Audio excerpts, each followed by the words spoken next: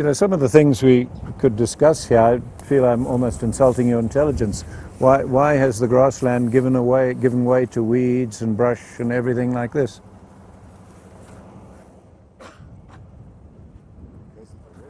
If you rest grasslands in any environment, they tend to go to brush, to woody, weedy, brush, whatever. Grassland gives way. The only exceptions to that I know of are where there's a soil factor, something, maybe the shallowness of the soil or some factor in the soil that limits it and keeps it at grassland. But otherwise, basically, grasslands need animals. And if you protect them from animals, as we do, they give way and go to brush. As I visit so many ranchers who, bless them, are absolutely happy with what they're doing. And that's okay for them. But I know if it was my ranch, I could push it twice as far. Okay? So many ranchers get started, plan their grazing, okay, go to training, plan their grazing. As they begin to move their animals, they stop overgrazing plants. Okay? You get an improvement of the land if you stop overgrazing plants, but they do not stop the partial rest, the excessive resting of the land. So you get an improvement and then it plateaus and just stays like that.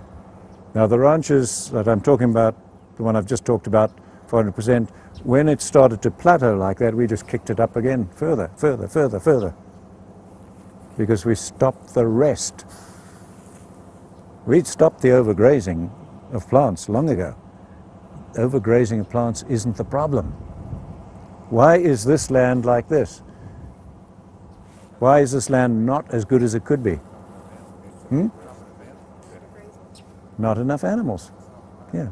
There aren't enough animals here to keep this healthy.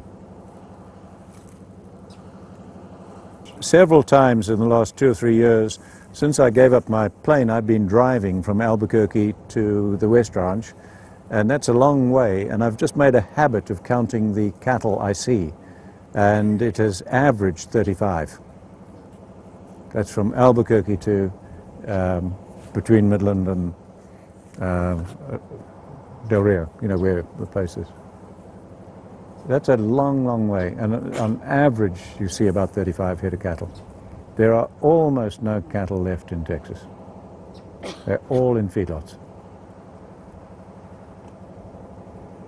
And that's critical for your water, for your profitability, your stability, everything. And when I first came to Texas, you guys had spent millions of dollars clearing mesquite and brush, and I see you still doing it. 30 years later, they're still doing it. What's that definition of insanity?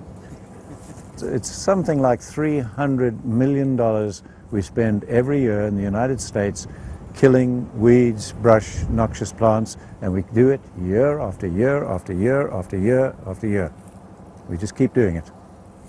What could we do if we took 300 million and put it into adult education? What would that do?